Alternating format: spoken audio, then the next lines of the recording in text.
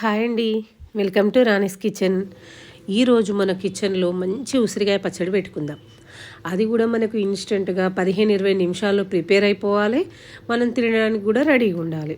అయితే అట్లాంటి ఉసిరికాయ పచ్చడి పెట్టాలంటే నార్మల్గా మనము బాగా నిల్వ పచ్చడి పెట్టుకున్నట్టు కాకుండా జస్ట్ ఇన్స్టెంట్ పచ్చడి కాబట్టి ఒక నెల 2 నెలల కోసం ఉండే పచ్చడి కాబట్టి చిన్న చిన్న టిప్స్ తోటి నేను ఒక పచ్చడి ప్రిపేర్ చేస్తా. అది కూడా మనకి ఏంటంటే ఇప్పుడు మనం పెట్టగానే లంచ్లో తినడానికి రెడీ అయిపోతుంది. మరి అలాంటి పచ్చడి కోసం ఏమేమి ఐటమ్స్ కావాలో, దీన్ని ఎలా ప్రిపేర్ చేయాలో నేను దీనిలో డీటెయిల్గా చూపించిన, మిస్ అవ్వకుండా చూడండి. ఎందుకంటే ఇది నాలాగా కొంచెం కొంచెం పచ్చడి పెట్టుకునే వాళ్ళకు చాలా యూజ్ అయ్యే వీడియో. అందుకే దీనికి ఏమేమి కావాలో ఒకసారి ఫుల్ డీటెయిల్గా చూద్దాం. ఫస్ట్ అయితే నేను ఉసిరికాయలు 1/2 కేజీ తీసుకున్నా. ఇప్పుడు ఈ ఉసిరికాయలకు సరిపడేంత ఆవాలు, జీలకర్ర, మెంతులు 2 టీ స్పూన్ల ఆవాలు, 1/2 టీ స్పూన్ మెంతులు, 1 టీ స్పూన్ జీలకర్ర వేసి మంచిగా వేయించుకోవాలి. ఫస్ట్ మెంతులను జీలకర్ర వేగిన తర్వాత మనం ఆవాలు వేసి స్టవ్ బంద్ చేసుకోవాలి. దీన్ని వేయించాల్సిన అవసరం లేదు, ఆ వేడికి వేగిపోతాయి ఆవాలు. ఇప్పుడు వీటిని అన్నిటిని మంచి పొడి చేసి పక్కకు పెట్టుకుందాం. ఇప్పుడు నెక్స్ట్ ఇంపార్టెంట్ స్టెప్ వచ్చేసి ఉసిరికాయలను వాటర్లో వేసి ఉడకబెడతాను నేను. అదే అండి నేను పెట్టుకునే పచ్చడి. దీంట్లో ఏంటంటే ఒక 1/2 గ్లాస్ వాటర్ వేసి మంచిగా ఉసిరికాయలు వేసి మూత పెట్టి ఉడకబెట్టుకుంటా. మనం పెట్టుకునేది ఇన్స్టెంట్ పచ్చడి కదా, మనకు ముక్క తొందరగా మెత్తబడాలంటే, మనకు జ్యూసీగా రావాలంటే కూడా ఈ వాటర్ వేసి ఉడకబెట్టిన పచ్చడి చాలా బాగుంటుంది. మీరు మొత్తం ఫుల్గా చూడండి, తెలుగు చూస్తే మీకు అర్థమవుతుంది. ఓకేనా? ఇప్పుడు దాన్ని పక్కన పెట్టేసుకున్న తర్వాత తాలింపు పెట్టుకుందాం. ఉసిరికాయలు చల్లారేలోపు తాలింపు పెట్టేసుకుంటే మనకు తాలింపు కూడా చల్లారుతుంది. ఓకేనా? తాలింపు అంటే అందరికీ తెలుసు, ఆవాలు, జీలకర్ర, ఎల్లిపాయలు మాత్రం నేను 2 పెద్ద సైజు ఎల్లిగడ్డలు తీసుకొని ఒలిచి దంచి పెట్టేసుకున్నా. ఇప్పుడు ఎల్లిపాయ పచ్చి వాసన పోయే వరకు వేయించుకోవాలి ఒకటి. దీంట్లోనే మనం పసుపు కూడా వేసుకోవాలి. పసుపు వేసినాక ఒక 2 మినిట్స్ మనము కొంచెం కలిపేసుకొని పసుపు వేయినాక స్టవ్ బంద్ చేసి చల్లారబెట్టుకుందాం.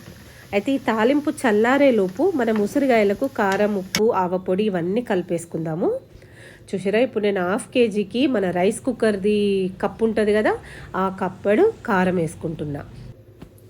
ఆ కప్పడు వేసుకుంటే మనకు 1/2 కేజీకి కరెక్ట్గా సరిపోతుంది మెజర్మెంట్. అందుకే ఇదైతే అందరి దగ్గర ఉంటుంది కాబట్టి నేను ఈ కప్పు చూపిస్తున్నా. ఓకేనా? ఇప్పుడు దీంట్లో 1/2 కప్పు సాల్ట్ వేసుకుందాం.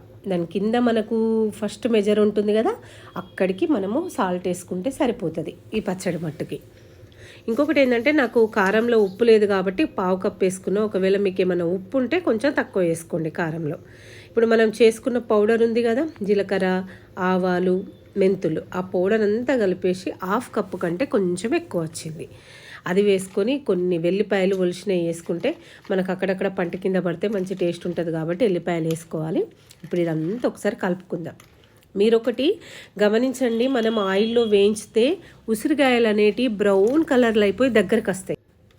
అదే మనం ఇట్లా ఉడకబెట్టేసుకున్నాం అనుకో, కలర్ చేంజ్ కాదు, సైజు కూడా అంతే ఉంటుంది. మనకు ముక్క కూడా మంచిగా మెత్తబడిపోతుంది. అంటే మనం ఇన్స్టెంట్గా వేసుకుంటున్నాం కాబట్టి తొందరగా తినేటట్టు అవుతుంది అన్నట్టు పీసు. ఓకేనా? ఇప్పుడు ఇదంతా కలిపేసుకొని దీంట్లో 1 నిమ్మకాయ వేసుకుంటున్నాను నేను, పెద్ద సైజుది. ఒకవేళ మీరు కొంచెం పులుపు ఎక్కువ తినాలనుకుంటే ఇంకొకటి వేసుకోండి. అయితే యాక్చువల్గా ఏంటంటే మనం వాటర్లో ఉడకబెట్టినాం కాబట్టి ఉసిరికాయలో ఉన్న పులుపు అంతా కూడా మనకు వాటర్లో బయటకు వచ్చేస్తుంది. అప్పుడు మనకు ఎక్కువ పులుపు అనేది పట్టదు దీంట్లో. ఓకేనా? ఇప్పుడు ఇదంతా కలుపుకొని మన తాలింపు కూడా కలిపేసుకుందాం.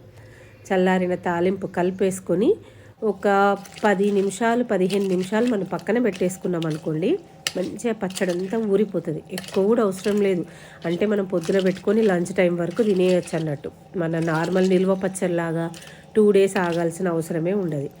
ఓకేనా? మన పచ్చడి రెడీ అయిపోయింది. ఇప్పుడు దీన్ని ఏదైనా బాటిల్లో కానీ ఇట్లాంటి గాజు బౌల్లో కానీ వేసి పెట్టేసుకుంటే మన పచ్చడి రెడీ. ఇంకొకటి ఏంటంటే మనం ఇట్లా పెట్టిన పచ్చడి ఇంకా మార్నింగ్ సరికి ఇంకా వాటర్ ఎక్కువ వచ్చేసి ఇంకా మంచిగా గ్రేవీగా కూడా అవుతుంది.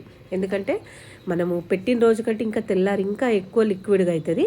కాకపోతే అప్పటికప్పుడు మనం తినాలనుకున్నా కూడా దీంతో మనకు ప్రాబ్లం లేదు. పీస్ మంచిగా ఉడికి దాని ఫ్లేవర్ అంతా మనకు పచ్చడికి వస్తూ ఉంటుంది.